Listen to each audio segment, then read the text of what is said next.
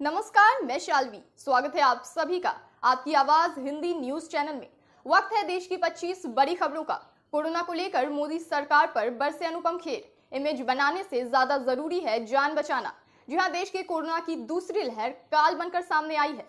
सरकार की तमाम दावों के बाद भी संक्रमितों की संख्या और मौत के मामले भी लगातार बढ़ते जा रहे हैं। ऐसे में बॉलीवुड के दिग्गज एक्टर अनुपम खेर ने बुधवार को केंद्र की नरेंद्र मोदी सरकार को तगड़ी नसीहत दी है। उन्होंने कहा कि सरकार को समझना होगा कि इस वक्त इमेज बनाने से ज्यादा जान बचाना जरूरी है। आमतौर पर अनुपम खेर प्रधानमंत्री नरेंद्र मोदी के प्रशंसक माने जाते हैं और ये पहला मामला है जब उन्होंने सार्वजनिक तौर पर सरकार की आलोचना की है।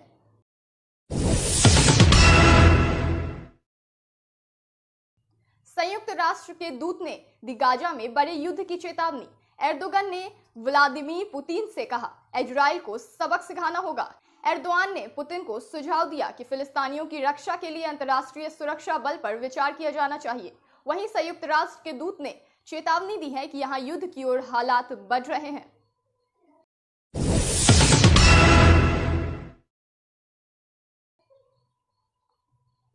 इजराइल का आयरन डोम जिसने फिलिस्तीन के रॉकेट की हवा निकाल दी। इजराइल की सेना ने बुधवार को कहा कि सोमवार शाम हिंसा भड़कने के बाद से गाजा पट्टी में इजराइल की ओर से 1050 से अधिक रॉकेट और मोर्टार दागे गए। वहीं जवाब में फिलिस्तीन ने भी रॉकेट दागे, लेकिन इजराइल के आयरन डोम एयर डिफेंस सिस्टम ने 90% मिसाइलों को हवा में ही नष्ट कर दिया है। आयरन डोम को दुनिया का best anti missile defence system कहा जाता है।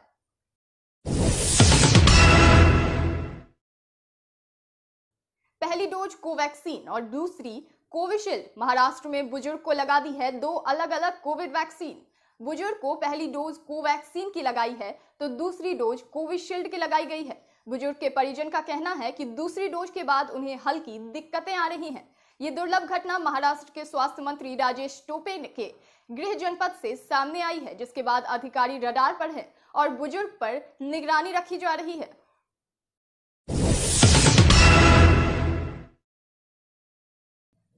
क्या गुजर चुका है कोरोना का पीक या अभी रफ्तार पकड़ेगी लहर?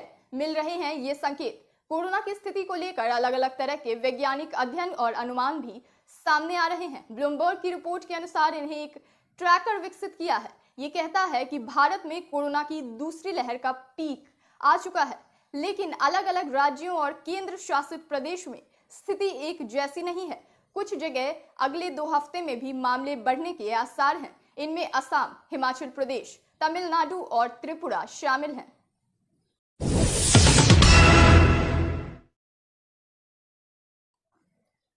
पूर्वांचल की कुप्रथा और लकड़ियों के बढ़ते दाम के चलते गंगा में शव प्रवाहित कर रहे हैं लोग। गंगा किनारे बसे तमाम पूर्वांचल के गांव में जल प्रवाह के तौर पर अंतिम संस्कार भी एक कुप्रथा का रूप ले रहा है, जो अब तक कायम है। हालांकि इन दिनों में जो संख्या में इजाफा देखा जा रहा है वो लकड़ियों के बढ़ते दामों और मरने वालों की संख्या में इजाफे की वजह से है।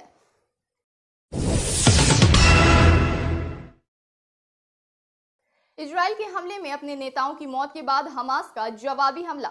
फिलिस्तीनी चरमपंथी संगठन हमास ने गजा में इजराइल हवाई हमले में अपने सीनियर कमांडर की मौत और एक बहुमंजिला इमारत के गिरने के बाद इजराइल पर दर्जनों रॉकेट हमले किए हैं।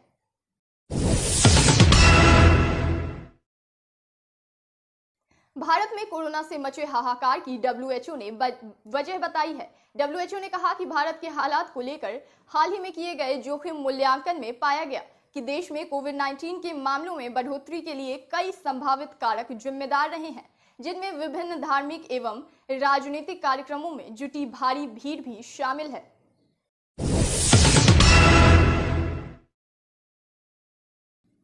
बच्चों की वैक्सीन पर अच्छी खबर। ट्रायल को मिली मंजूरी। जाने कैसे होगा और कब तक उम्मीद है।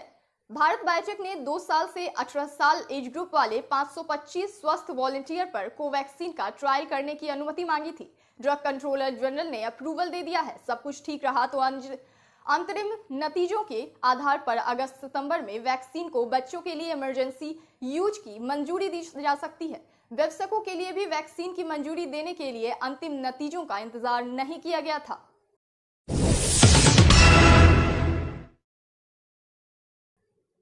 दो देशों तक ही सीमित नहीं रहेगी इजराइल फिलिस्तीन की जंग।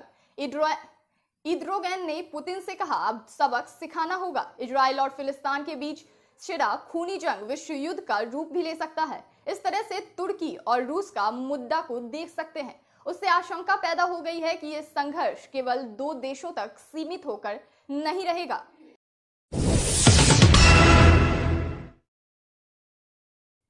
फिलिस्तीन से जंग में इजराइल को मिला अमेरिका का साथ। नेतन्याहू ने बोले, बाइडेन आपको अपनी सुरक्षा का हक। इजराइल और फिलिस्तीन के बीच जंग में अमेरिका का बयान भी सामने आ गया है। राष्ट्रपति जो बाइडेन ने इजराइल का पक्ष लेते हुए कहा कि उसे अपनी सुरक्षा का पूरा हक है। एक तरह से बाइडेन ने यह साफ कर दिया है कि वो इजराइल के साथ हैं और यदि भविष्य में 2 देशों की ये लड़ाई वैश्विक रूप लेती है तो यूएस इजराइल के समर्थन में खड़ा होगा। इससे पहले तुर्की ने फिलिस्तीन के समर्थन में बयान दिया था।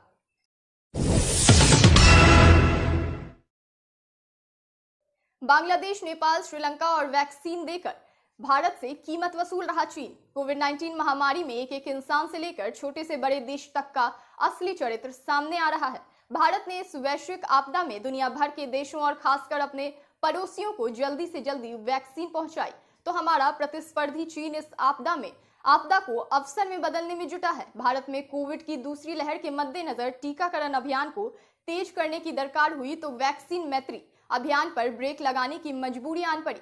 चीन अब इसका फायदा उठाने लगा है।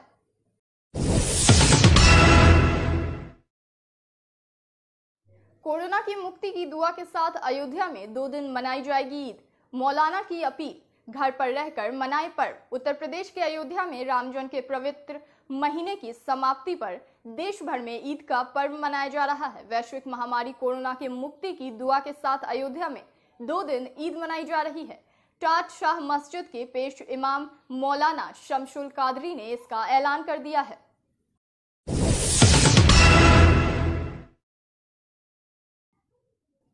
बिहार में बढ़ा लॉकडाउन, शादी में अब सिर्फ 20 लोगों की ही इजाजत। दुकान खुलने का समय भी बदला। बिहार में कोरोना की बेकाबू लहर को थामने में लॉकडाउन काफी हद तक मददगार साबित हुआ है। इसी को देखते हुए मुख्यमंत्री नीतीश कुमार ने राज्य में 15 मई को खत्म हो रहे लॉकडाउन को बढ़ा दिया है।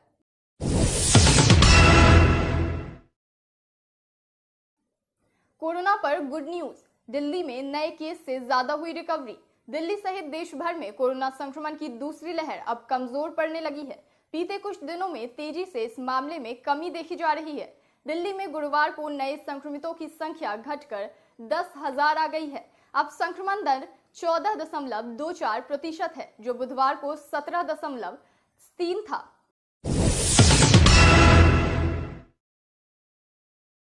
यूपी में 1 लाख घटे एक्टिव केस। दिल्ली के पड़ोसी राज्य उत्तर प्रदेश की स्थिति में भी सुधार आ रहा है। 30 अप्रैल को जहां यूपी में एक्टिव मामले की संख्या 3,10,783 थी, वहीं आज एक्टिव मामले घटकर 2,04,658 हो गए हैं।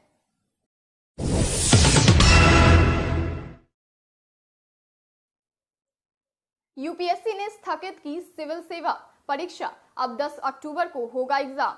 यूपीएससी ने सिविल सेवा 2021 की प्रारंभिक परीक्षा स्थगित कर दी है। गुरुवार को यूपीएससी ने इस बाबत घोषणा की है। आपको बता दें कि ये परीक्षा 27 जून को होने वाली थी। ताजा नोटिफिकेशन के मुताबिक अब यूपीएससी प्रीलिम्स 2021 की परीक्षा 10 अक्टूबर को होगी। देश में कोरोना महामारी के बढ़ते संक्रमण को देखते हुए ये फैसला लिया गया है। 1 जून तक महाराष्ट्र में बढ़ा लॉकडाउन, एंट्री के लिए आरटीपीसीआर रिपोर्ट लाना जरूरी। बढ़ते कोरोना संक्रमण के बीच महाराष्ट्र सरकार ने राज्य में 1 जून तक लॉकडाउन को फिर से बढ़ा दिया है। इसके साथ ही सरकार ने साफ साफ कहा है कि दूसरे राज्यों से महाराष्ट्र में आने वाले को आरटीपीसीआर का नेगेटिव रिपोर्ट साथ लाना जरूरी होगा।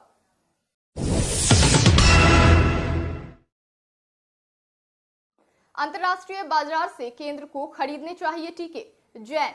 दिल्ली सरकार ने केंद्र सरकार से अनुरोध किया है कि राज्यों के बजाय वो ही अंतर्राष्ट्रीय बाजार से टीके खरीदें। स्वास्थ्य मंत्री सत्येंद्र जैन ने बृहस्पतिवार को ये बात कही है। जैन ने कहा कि उन्होंने केंद्रीय स्वास्थ्य मंत्री हर्षवर्धन के साथ हुई वीडियो कॉन्फ्रेंस के दौरान विभिन्न मुद्दों पर बात की है।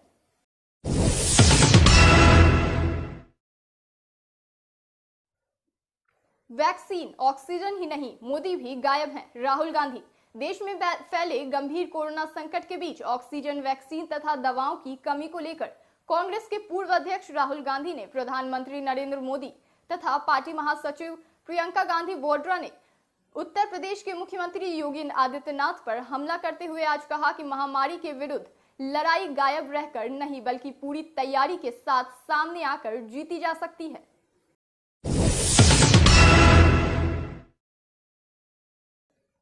सात स्पोर्ट्स मोड और पावरफुल बैटरी के साथ रेडमी वॉच भारत में लॉन्च। कीमत 4,000 रुपए से कम। Xiaomi की स्मार्ट वॉच रेडमी वॉच ने भारतीय बाजार में एंट्री ले ली है। स्मार्ट वॉच को पिछले साल नवंबर में लॉन्च किया गया था। मुख्य फीचर्स की बात करें तो रेडमी वॉच दमदार बैटरी से लैस है, जो सिंगल चार्ज में 7 दिन का बैकअप देती है। इसके साथ ही स्मार्ट वॉच में 120 वॉच फेस और 7 स्पोर्ट्स मोड दिए गए हैं।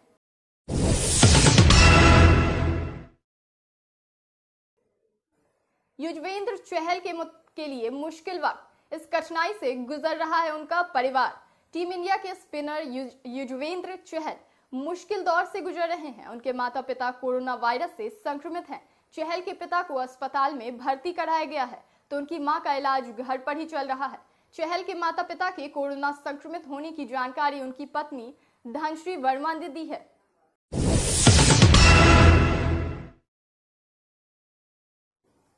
आग के गोले सी धधक रही है जमीन। पहली बार सामने आई लाल अंगारे वाले ग्रह की ऐसी फोटो। आमतौर पर शांत ग्रह में शामिल जुपिटर यानी बृहस्पति ग्रह की कुछ तस्वीरें सामने आई हैं। इन तस्वीरों में साफ देखा जा सकता है कि ग्रह की जमीन आग सी धधक रही है।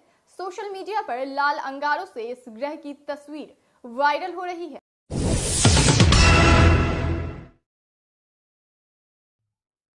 राधे का विदेश में जबरदस्त क्रेज।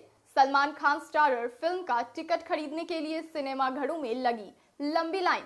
बॉलीवुड के दबंग सलमान खान ने एक बार फिर से अपना कमिटमेंट पूरा करते हुए तय समय पर अपनी फिल्म रिलीज कर दी है। सलमान खान और दिशा पाटनी स्टारर राधे 13 मई को ईद के मौके पर OTT और सिनेमाघरों में रिलीज हो गई है। भारत में ये फिल्में जीप्लेक्स पर रिलीज हुई तो वहीं विदेशों में ये सिनेमाघरों में रिलीज की गई हैं। विदेशों में सलमान और इसकी फिल्म का जबरदस्त क्रेज देखने को मिल रहा है।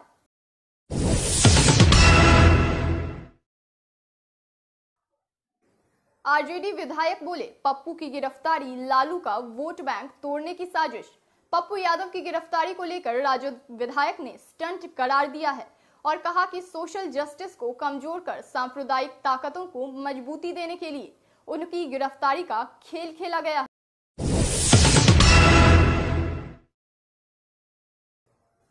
चलिए मैं लेती हूं विदा। अगर आपने अभी तक इस चैनल को सब्सक्राइब नहीं किया है तो अभी कर लें। बाकी देश दुनिया की खबरों के लिए बने रहें, देखते रहें आपकी आवाज हिंदी न्यूज चैनल।